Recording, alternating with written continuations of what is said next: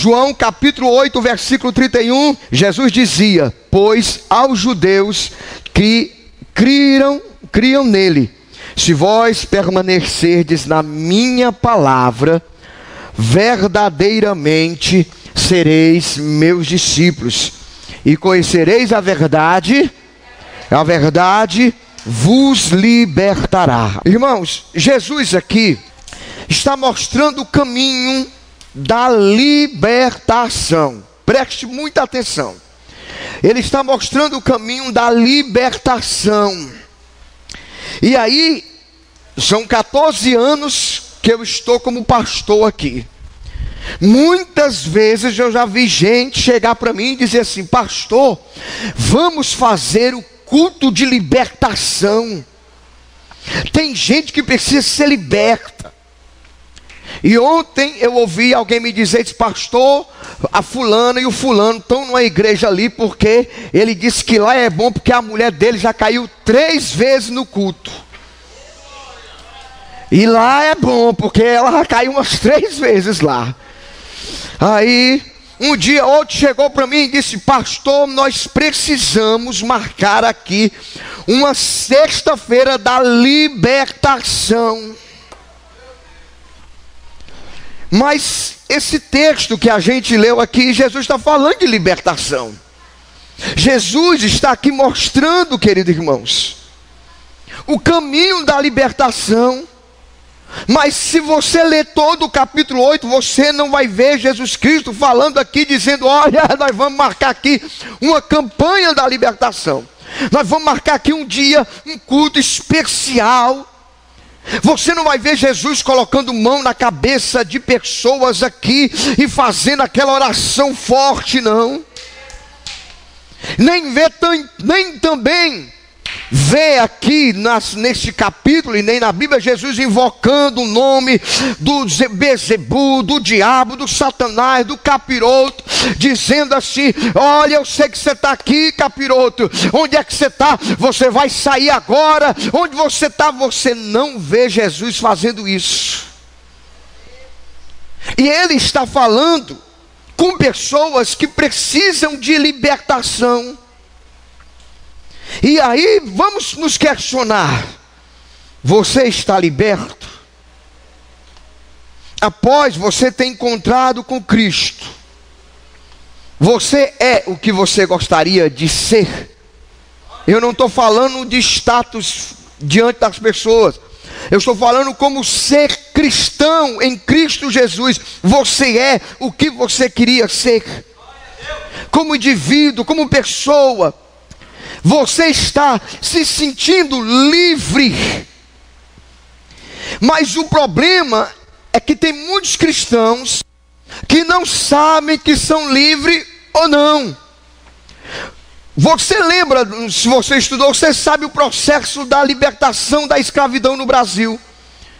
Foi gradativo. Primeiro com a lei do Eusébio de 1850. Que proibia que os negros, que viessem negros da África, quem recebesse negro da África como escravo era punido pela lei. Depois, em 1888, veio a primeira lei, 85 aliás, que era a lei do sexagenário. Quando um negro fazia 60 anos, ele era livre. Depois veio a lei do livre ventre, que as pessoas que nasceriam a partir daquela data, elas não seriam mais escravos. Até que em 1988, 13 de maio, foi passado pela Câmara Federal, e a princesa Isabel assinou, ortogou ali e aboliu a escravidão do Brasil. E decretou a Lei Áurea. Áurea quer dizer ouro. E essa lei áurea, que é o maior bem que nós podemos ter, que é a nossa liberdade, foi passada para todo o Brasil. Só que as comunicações não eram simultaneamente como nós temos hoje, não, irmão. Ora, até um tempo atrás, quando a Antônia namorava com o Carlos, mandava uma carta lá de São Paulo, esperava um mês para a carta aparecer. E é porque as telecomunicações era a última geração. Lembro colocava um talcozinho dentro da carta, colocava talco, sacudia assim, cheiroso, e mandava para o Tarso, esperando não sei quanto tempo para vir o retorno da resposta. Agora você analisa comigo como era a comunicação daquele período da escravidão. Muitos homens, senhores de escravos, mantinham seus escravos. Muitos escravos ainda tinham a mentalidade de escravos, ainda viviam com uma mente presa, não conseguiam tomar posse da liberdade, não conseguiam, ainda eram subservientes, ainda agiam como que fossem presos, como se fossem escravizados. E isso tem tudo a ver, irmãos, contextualizando para nós, tem a ver com a nossa mente. Provérbios 23:7 diz: como o homem pensa, assim ele é. E agora devemos analisar, pensar. Você está livre na sua cabeça? Tem pensamentos que estão enjaulando você? Sua vida, sua mente está presa em quê? Vamos fazer uma análise. Escute, nós não somos obrigados, irmãos, a receber todo tipo de pensamento da nossa cabeça, não. Nós podemos ser criteriosos naquilo que quer dominar a nossa mente. Nós podemos ser criteriosos nos pensamentos que vêm sobre nós. E esses pensamentos que vêm, que muitas vezes, olha para mim aqui, a pessoa está na igreja e acha que o diabo ainda tem poder sobre a sua vida, que acha que ainda tem que andar amarrado, escravizado. Por que a pessoa pensa isso? É o que o apóstolo Paulo vai dizer lá na sua carta de Efésios capítulo 6, versículo 10. É que o diabo lança suas setas malignas, seus dados inflamados. São os pensamentos, irmãos, que começam a trazer sugestões malignas nas atitudes da pessoa. Como a pessoa vai agir, como ela vai falar, como ela vai pensar. E aí, sem a pessoa perceber, o diabo opera também na cultura, opera na sociedade, que acaba influenciando o indivíduo, irmãos, que vai ditando o comportamento dele, como ele tem que falar, como ele tem que agir. Fora isso, as circunstâncias particulares que envolve cada indivíduo, dentro do meio que ele cresceu, dentro da família que ele foi criado, e vai transformando no indivíduo, irmãos, algo dentro do ser dele. E além disso, sem a busca do conhecimento, a pessoa vai ficando tão amarrada de adereços, de hábitos, de manias, que vão sendo impressos, tatuados, registrados na mente da pessoa, que a pessoa traz a sua vida inteira, as decepções, os traumas, as frustrações, as cabeçadas da vida, que a pessoa fica traumatizada, fica tão traumatizada, que quando ela vem para Jesus, ela não consegue se perceber mais alvo do amor de Jesus. Você sabia que tem gente que foi tão maltratada que ela não consegue receber amor? Que às vezes se casa e ela fica dizendo: tu não me ama não, eu sou feia, eu sou não sei o que, isso sei o que, eu não sei o que. Porque ela não consegue sentir o amor, que foi tão rejeitado, que sua alma e o seu interior tem um vazio tão grande, que ela fica aprisionada e refém do que os outros estão pensando dela. Pô, irmão, porque que tem gente, querido, que se você olhar com uma cara feia para ela, basta você dizer assim: ixi, eu tô achando que você tá meio gordinha, pronto. Ixi, tem um fio de cabelo aqui, pronto, a pessoa já morre, já se destrói, porque ela não consegue ser livre, não consegue ser liberta. E essas impressões são colocadas no indivíduo. Então o indivíduo cresce todo traumatizado, irmão, todo cheio de trauma. Eu lembro de um jovem de 13, 12 anos, Um dia ele chegou para mim e chorando e disse: pastor, eu me sinto mal. Eu digo: o que é, meu filho? Aí ele foi contando que a mãe dele abandonou ele, o pai dele e o irmão dele. E aquele rompimento que a mãe dele foi embora com outro homem e deixou eles lá, trouxe um trauma. E antes delas ter de sair, de ir embora, ela disse para ele: olha, menino. E ele ficava penteando o cabelo. E um dia ela disse: ô menino, para que tu fica olhando para o espelho? Tu é tão feio. Que ele não olhava mais para o espelho. Ele disse que não olhava mais para o espelho. Eu digo: meu filho, se você não olha mais para o espelho, então eu vou fazer o que da vida? Se você acha que está feio e não consegue olhar para o espelho, você... E olha o que é que essas prisões da mente causam no indivíduo, irmão. Que causa na pessoa. Traz desequilíbrio, irmãos.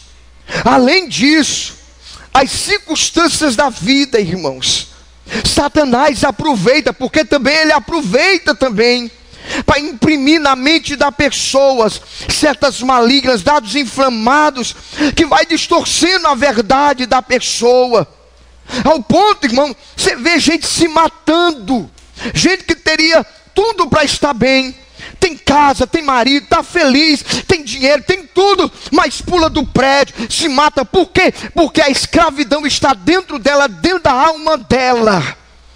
Porque o inimigo das nossas almas, ele sabe, meu irmão, que a nossa mente, escuta isso aqui, a nossa mente, ela não sabe o que acontece externamente, ela corresponde, ela reflete o que leitura nós fazemos do mundo. E se a gente faz uma leitura errada, a mente também começa a fazer essa leitura errada. Então, por que tem muita gente que consegue fazer sugestões cognitivas das pessoas e as pessoas começam a aceitar isso? Eu lembro de um irmão que chegou aqui, deixa eu ver, chamar aqui alguém aqui, vem aqui, Roger Mateus, rápido. Não, tu tá com o menino aí, não é tu mesmo, Mariana, vem cá. Que ele chegava aqui e ele fazia assim com as pessoas quando ia orar, ele fazia assim, ó, olha para mim. Em nome de Jesus, vai sair agora. Tu vai sair, não me engana não. Ô irmão, me diga, quem é que não cai endemoniado desse jeito? Quem é que no mínimo vai cair de tonta? De tanta... E o inimigo faz isso nas pessoas, com essas sugestões que a pessoa começa a acreditar, que ela começa a trazer para dentro dela, irmãos. E aí, escute bem o que acontece isso. As circunstâncias vêm, porque o inimigo usa a mesma arma desde o princípio lá de Gênesis, que ele usou com a Eva, ao ponto dele trazer desequilíbrio moral, emocional, espiritual. E no final, sabe o que foi que ele conseguiu? Roubou a identidade da Eva e de Adão. E é isso que o inimigo tenta nas prisões, roubar a nossa identidade. Diz que você não pode, diz que você não consegue, diz que você não vai muito longe. Aí você fica se acanhando. Acanhar é se acanhar. Aí você fica, e o mundo vai te batendo, e você vai se acuando, e nunca consegue avançar. Por quê? Porque o inimigo coloca na sua mente, como o homem pensa, assim ele é. E o inimigo fez isso com Adão e Eva. Libertou Adão e Eva, sabe do quê? Da lei de Deus. Como? Através do conhecimento da árvore do bem e do mal, que foi introjetada em Adão e Eva pela instrução do diabo. E qual era a instrução do diabo? Vai te satisfazer, vai lhe tornar semelhante a Deus, não vai lhe trazer morte. Só que essa experiência, irmãos, de um conhecimento na inocência, traumatiza. Deixa eu te dar um exemplo aqui. Uma criança, na inocência dela, que tem a sua inocência sexual interrompida por um adulto, que a relação sexual Deus fez para os seres humanos, Mas quando a criança tem isso interrompido na sua inocência, aquilo que é bênção que Deus deu para o período que Deus estabeleceu, quando ele é interrompido, quando ele é colocado na vida de uma criança de uma forma assim, tão traumatizante, aquilo passa a ser uma escravidão na vida da pessoa. A pessoa fica escrava daquilo, irmãos.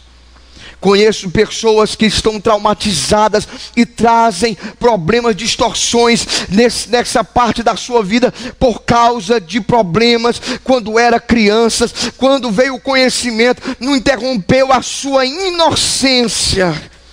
E o que acontece com isso, irmãos?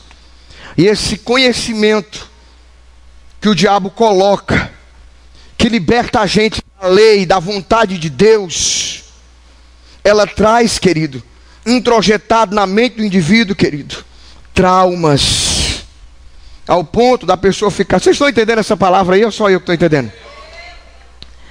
A pessoa fica perdida, irmãos.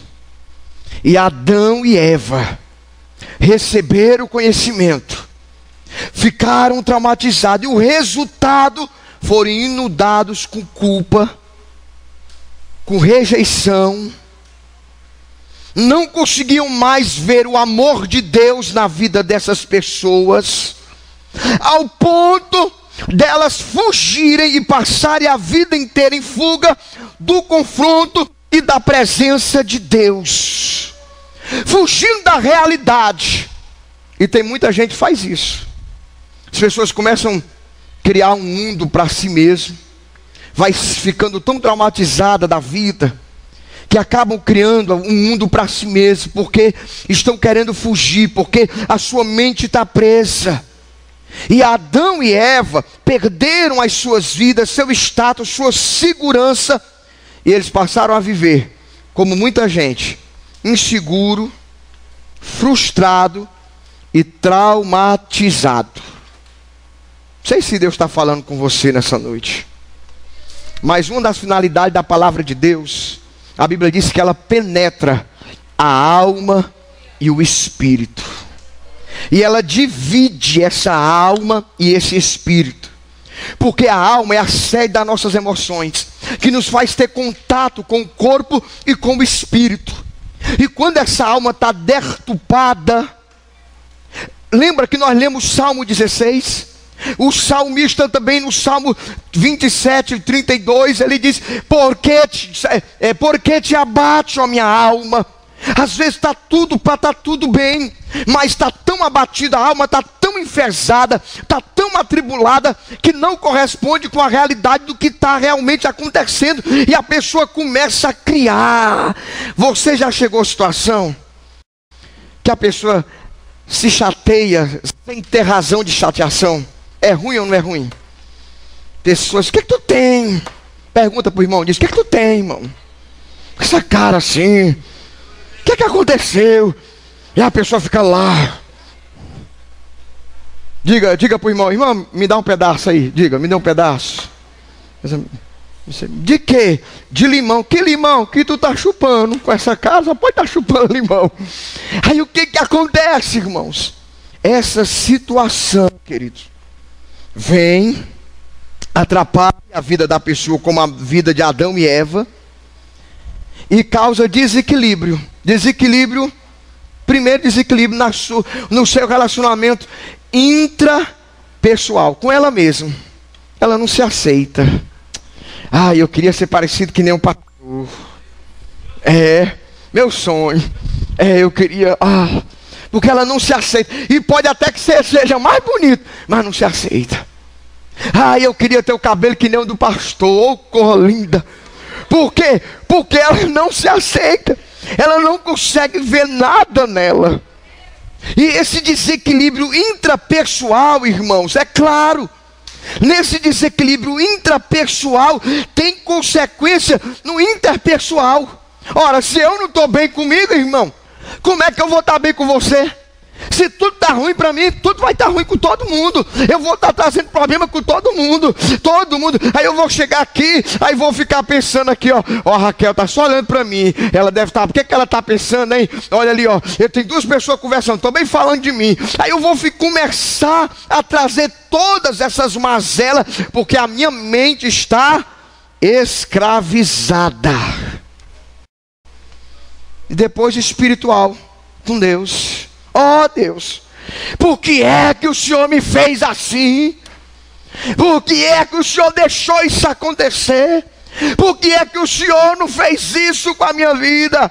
Deus, tu me ama não, tu tem raiva de mim, porque o Senhor poderia ter feito isso e daquilo outro, meu irmão. E tudo isso é o diabo dando seta, tufo, colocando na sua vida, na sua cabeça, ao ponto, irmãos, que você vai ficando preso. Culpa, sentimentos malignos, preso, não consegue avançar, não consegue dar saltos altos, não consegue ir avante. Mas o grande problema da prisão é porque a pessoa se adapta a tudo nessa vida. Adão e Eva, irmãos, quando eles se aprisionaram no pecado, eles se conformaram a um estilo de vida destrutivo. Foram colocando folhagem sobre eles, se escondendo atrás de folhas. E aí acontece, às vezes, a gente: ah, eu sou assim. O homem diz: mulher, tu tem que mudar. Ah, se quiser assim mesmo, você me conhecer assim, eu sou assim, viu? Eu sou desse jeito mesmo. E é porque é assim mesmo. Mesmo estando errado, ela justifica aquela prisão dentro dela, aquele mal que domina a sua vida. Mesmo estando nessa condição, ela se aceita assim e começa a se adaptar nesse estilo de autodestrutivo e vai se afastando do projeto que Deus tem com a sua vida, que é nos tornar a imagem e semelhança de Deus.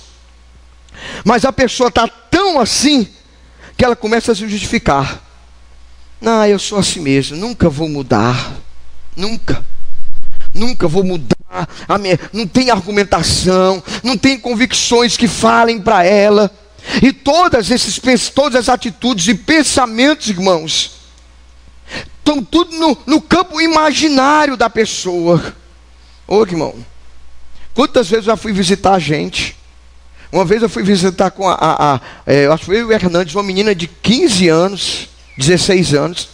Ela dentro daquele quarto ali, desse tamanho, estava gordinha, mas ela não saía do quarto, não queria conversar com ninguém, presa dentro do mundo virtual, ali, e não queria conversa com ninguém. Chega dentro de casa e fica trancada, não conversa com o pai, não conversa com a mãe, totalmente amarrada naquela mente ali, escravizada, dizendo. E o que é pior, que quando você se escraviza, você desfoca a solução, porque você começa a acreditar assim: eu sou isso por causa de que aconteceu isso, por causa de que aconteceu aquilo. Irmão, olha, uma das coisas que eu tenho maior chateação na minha vida é com algo chamado vitimismo. O que é o vitimismo? É a pessoa que se faz vítima. E nós não somos vítima, irmãos. Nós somos protagonistas. Nós é que podemos fazer acontecer as coisas. Porque quando eu me torno vítima, aí eu vou justificar que o fracasso da minha vida, que eu sou assim por causa de A, de B, de C, de T, e eu nunca serei o responsável de fato com o que está acontecendo comigo, porque eu não tenho liberdade. Mas a Bíblia diz que Jesus, isso é só introdução, irmão, deixa eu chegar lá. A pessoa se adapta, aí ela vai aceitando isso. Por quê? Porque ela diz que não tem saída. Não, é porque eu nunca vou mudar, a minha vida é assim. E quando ela joga essa responsabilidade numa maldição hereditária: pastor, é porque a minha bisavó, a minha tataravó, a minha tretavó, a minha bisavó, a minha avó e a minha mãe, tudo foi assim. Então, eu vou seguir o mesmo ritmo. Deixa eu te dizer uma coisa, irmãos. Maldição hereditária, ela existe quando você traz ela para a tua existência. Porque a maior maldição é aquela que não é quebrada pelas nossas atitudes. A maior maldição é aquela que a gente herda porque a gente quer. Porque você pode mudar isso sim. Porque Deus te deu autoridade, Deus te deu o Espírito Santo. Você não pode, levanta a mão e diga: em nome de Jesus, eu sou livre. E é livre de se libertar disso. Mas a pessoa traz para si e fica alimentando, irmãos, e aí diz: eu nunca vou mudar. Por que ela acredita nisso? Porque Paulo vai dizer lá em Coríntios capítulo 10, dizendo que o diabo faz fortalezas demoníacas. E essas fortalezas, eu já falei aqui, elas são armas forjadas que o inimigo coloca, ele implanta dentro da vida da pessoa. E essa fortaleza se manifesta em quê? Em atitudes, desejos, hábitos pecaminosos, nocivos, que aconteceu com Adão e Eva, vivendo em fuga, jogando culpa. Foi ele, foi por causa dela, foi por causa do diabo, fugindo de Deus. E acreditam que Deus lhe criou para sofrer, que Deus lhe criou para você viver uma vida de inferno, para você viver uma vida derrotada. Ai, é porque, irmão, deixa eu te dizer uma coisa, querido. Jesus está falando com pessoas que estão presas. E Jesus vai dizer algo, deixa eu só terminar aqui a introdução. Que essas fortalezas demoníacas precisam ser derrubadas. O inimigo constrói na mente, constrói no coração. E a pessoa começa um estilo de vida tão escravizado que ela vive num calabouço. Porque essa fortaleza criou-se dentro da mente com única finalidade. Por quê? Por que essas coisas acontecem na cabeça da pessoa? A finalidade é te afastar da luz da palavra de Deus. Porque conhecereis a verdade, e a verdade vos libertará.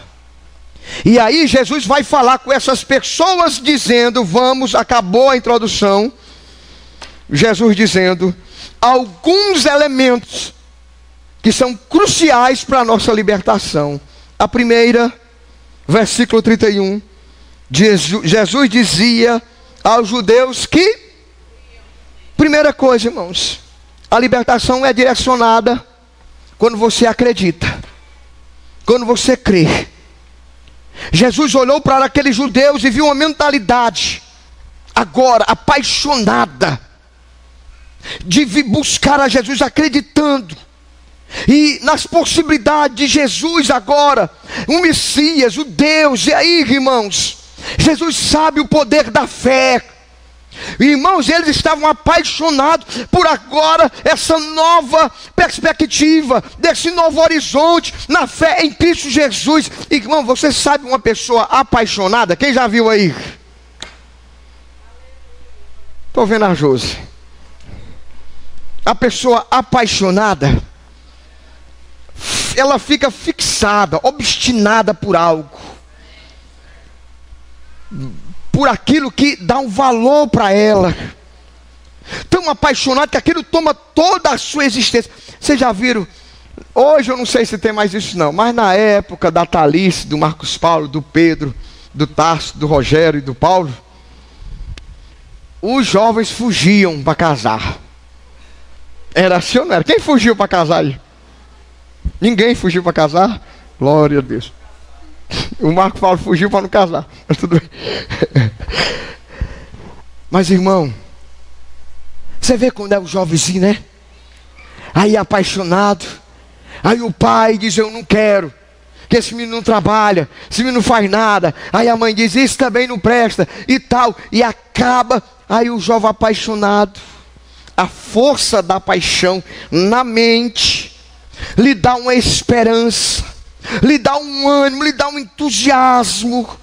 E ela acredita que aquele objeto do valor ali tem um valor tão importante que ela se agarra, que ela avança sem vacilar, sem titubear, sem ecoar.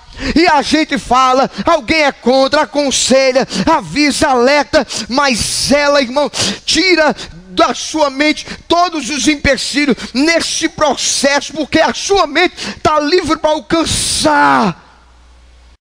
A mola motivadora é a paixão, é o entusiasmo, é a fé.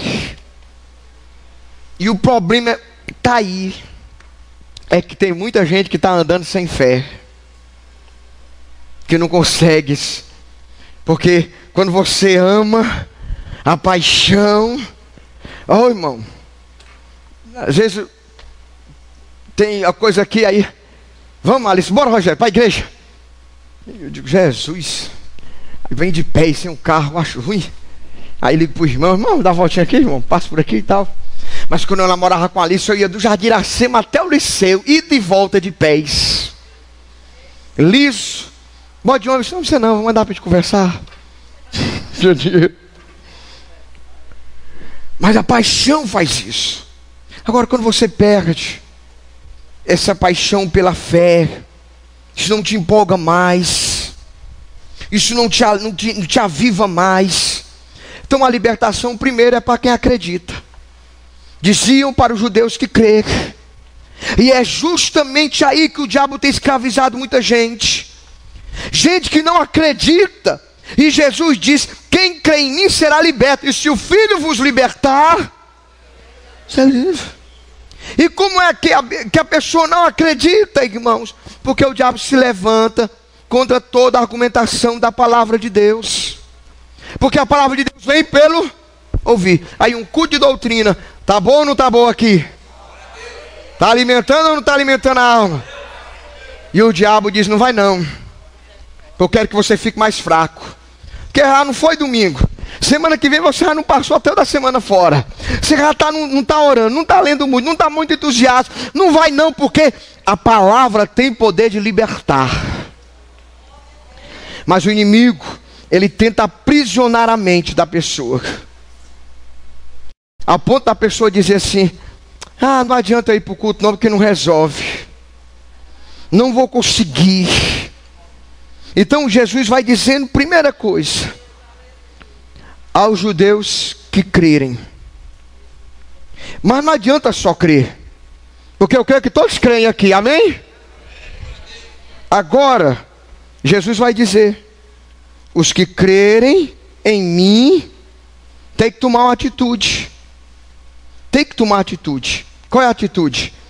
Permanecerdes nas minhas palavras. Meu irmão, tem muita gente que a palavra de Deus está saindo da sua mente, da sua visão, do seu ânimo, está tirando o seu amor, está tirando a sua alegria pela palavra. Analise, irmão, medite comigo, o que está preenchendo a tua mente? O que está entusiasmando você? O que está aí ocupando espaço na sua vida, irmãos? O que está todo dia? Você está lendo a palavra, você está meditando os teus caminhos, aplicando o teu coração, o teu caminho, a palavra de Deus. Por que Jesus está dizendo isso, irmãos? Porque só a palavra de Deus, irmãos, ela nos faz acreditar. Porque a Bíblia diz que a fé vem pelo ouvir a palavra de Deus. E quando você não escuta a palavra de Deus, o diabo faz você acreditar, sabe o quê? Que para você não tem jeito. Ora, irmão, quem já leu a Bíblia toda aí? Pois é, você não leu nem a Bíblia toda, como é que você quer mudança na sua vida? Nem o Novo Testamento você lê. Você passa um bocado de tempo ocupado com coisa menos que uma palavra de Deus. Isso rouba a sua fé. Isso tira você do prumo da vontade de Deus. E aí você vai acreditar que para você não tem jeito, que você não pode ser liberto, que nada nesse mundo pode tirar você dessa situação. E depois você vai desistir. Por quê? Porque você vai querer ficar santo, sem a palavra. E a Bíblia diz: minha palavra vos santifica. Escute o que Deus está dizendo. Olha, tem uma carne dentro de nós que ela só é neutralizada, amortecida, adormecida, morfinada, que mais? Adormecida pela injecção da palavra de Deus. Agora, se você não se alimenta da palavra de Deus, irmão, aí você vai chegar estressado, insuportável na igreja, aí vai sair daqui e vai dizer: ai, aquela igreja, eu vou matar aquele irmão. Olha como Satanás está dominando. Porque fica com ódio. Aí fica. O que está acontecendo, irmão? Que é isso? O que está acontecendo? Não é que precisa de libertação. Claro, só se liberta se eu orar por você e você cair. Vem cá que eu lhe dou uma rasteira. É só isso? Não. Aos que crerem e aos que permanecem na minha palavra. E aí, querido, quando você não se expõe à palavra, aí chega alguém para dizer: irmão, vamos evangelizar, você vai ficar com raiva. Chega alguém e diz: olha, nós vamos ter um culto ali, você vai ficar chateado. Por quê? Porque a carne não suporta a palavra de Deus. Aí você vai chegar e fazer uma conclusão: pau que nasce torto não morre torto, irmão. Não tem jeito para mim, não. Não tem jeito. E aí, querido, sabe o que acontece? O que eu vejo na igreja? Mentes viciadas. Gente que vem para a igreja, mas está tão viciada com aquela prisão, com aquela coisa, que mesmo dentro da igreja não se liberta. Pastor, é porque eu não vou conseguir. É porque sua mente está lá. Como o homem pensa, ele é. Se você diz que não tem jeito, irmão, se você, que é a mola, se eu disser assim: ora, vamos para a igreja, ou então dizer assim: olha, levanta. Se você, que é o principal agente de bênção ou de maldição para a tua vida, não se colocar, quem vai se colocar no teu lugar? Quem vai fazer o que você tem que fazer? Quem vai tomar atitude, que é você que tem que tomar atitude? Me diga uma coisa, meu irmão: se você não tomar banho, quem vai dar banho para você? Hein? Me diga. E é isso que Deus está dizendo aqui para nós. Essa mente viciada tem que permanecer na palavra. E quando essa mente fica viciada e não se liberta, ela esquece que para isso se manifestou o Filho de Deus, para desfazer as obras do diabo. E ele desfaz, meu irmão, colocando sonho, alegria, entusiasmo, esperança em você, irmãos. E quando essas esperanças saem de nós, a tendência é nos enclausular e deixar-nos presos na mentira, no engano, longe da porta, longe da saída, roubando a nossa fé, nos tirando da palavra de Deus. E Jesus vai dizer: olha, aos judeus que crerem,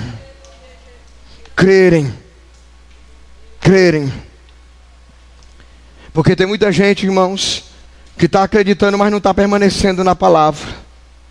Depois dele falar do primeiro passo, que é crer, o segundo passo, que é o quê? Permanecer na palavra. Aí ele vai dizer: olha, agora você quer ou não quer ser livre, irmão? Levanta a mão aí, quem quer ser livre? Você tem que ser verdadeiramente discípulo. Aí é o problema, porque todo mundo quer ser livre, todo mundo quer ser liberto, mas discípulo. E ser discípulo, irmãos, para ser livre, é ser parecido com Jesus, nas ações, no agir. Mas só pode ser discípulo quem for liberto. Se você não for liberto, meu irmão, você não pode ser discípulo. E só pode ser liberto discípulo se estiver apaixonado pela possibilidade de ser livre em Cristo. E não há libertação sem transformação. E não há transformação sem se tornarem discípulos. Discípulos. Por isso que o apóstolo Paulo vai dizer para os romanos, que estão no capítulo 12, que estão lá naquela cidade, dizendo: olha, não se adeque, não vos conformeis com este mundo. Não aceite essa sua posição que você está. Não aceite essa vida amarrada, derrotada, condenada, escravizada. Tenha certeza que se Jesus te libertou, seja liberto. Deixe ser moldado, transformado pela palavra de Deus. Não aceite esses sentimentos malignos, essas emoções, as circunstâncias, o passado. Não. Se torne discípulo. Isso acontece quando você começa a ter experiências de vitória, meu irmão. E essas experiências de vitória se manifestam dentro da vontade de Deus. E o diabo não consegue vencer, meu irmão. Porque quando você acredita, querido, você vai longe. Vai ou não vai? Vai sim. Por que você vai longe? Porque você vai experimentar a perfeita, agradável bondade e vontade do nosso Deus. Mas isso só acontece, meu querido irmãos, quando você consegue colocar a tua vida como discípulo. E para ser discípulo, você precisa de sacrifício vivo. O que é sacrifício vivo? São coisas que você vai ter que sacrificar da tua vida. O que é que você precisa sacrificar para servir o Senhor? Teu eu, teu orgulho, tua soberba, tua preguiça, teu desânimo. O que é que você tem que sacrificar para servir o Senhor Jesus Cristo? Qual é o sacrifício que você tem que fazer para se tornar discípulo? Porque, irmãos, não adianta só, pastor, eu entendi, é crer, é permanecer, se tornar discípulo, mas não é só saber, irmão, disso.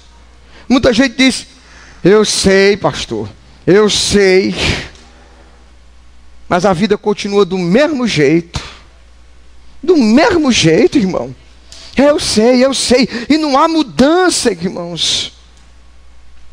Mas você só precisa entender uma coisa, irmãos: se torne discípulo. Sabe por quê? Que Jesus termina dizendo: crerem, para os judeus que crerem, permanece na palavra, se torna discípulo, você vai começar, aí sim começa a libertação, a conhecer. Conhecereis, relacionamento, intimidade, conhecereis, não conhecimento da nossa própria jactância, orgulho, que vem do conhecimento da árvore do bem e do mal, direcionada pela sabedoria humana, que muitas vezes é influenciada por Satanás, mas é um conhecimento que o apóstolo João vai dizer, lá na sua primeira carta, no capítulo 2, versículo 20: filhinhos, vós sabeis tudo eu sei. Por quê? Porque vós tem a unção de Deus, e com essa unção que você recebe, porque você crê, porque você permanece, porque você é discípulo, porque você conhece, verdadeiramente você está livre. E você será liberto. Conhecereis a verdade, e ela vos libertará. E essa liberdade, irmão, de libertação, ela nos livra, sabe da pior coisa que pode ocorrer na vida do crente: da religiosidade sem vida. Eu vou para a igreja, mas eu não tenho relacionamento com Deus. Eu vou para a igreja, mas vou fazer que nem a irmã Joana, só para dormir, ficar ali descansando. Olha a bichinha, meu Deus, meditando no segundo céu. Não tem essa vida com Deus. E o que acontece, irmãos? Nós precisamos sim, querido, fazer o que Jesus disse. Conhecereis a verdade, e ela vos libertará.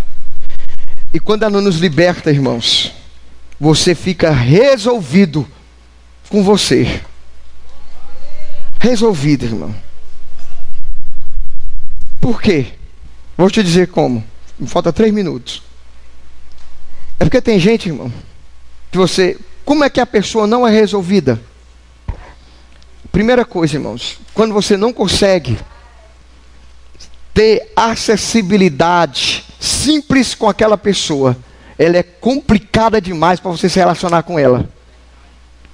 É uma prisão muito grande. É ou não é? Fulano é tão complicado. Que libertação é essa, irmão? Porque quem está liberto, querido, ele está livre, ele está aberto. Ele não fica cheio de trauma. Você pode chegar logo e falar logo e tudo, mas quando é uma pessoa, irmão, escrava, é difícil você até conversar com ela. Você tem que dar uma volta para o outro lado e tudo, porque ela é presa. Mas quando ela é livre, meu irmão, você chega, você abre, você se relaciona, você sente paz, porque ela é livre para ela poder discernir todas as coisas e não se embaraçar. Porque uma pessoa presa, irmão, tudo empata dela avançar. Coloque-se em pé. Tudo empata dela avançar. Acho que o Espírito Santo de Deus hoje possa te dar essa chave dessa liberdade, para você experimentar isso, usufruir disso para a glória de Deus, ser de fato isso para a glória do nosso Senhor. Amém? Eu quero fazer uma oração nessa noite. Eu pergunto, irmão, está feito?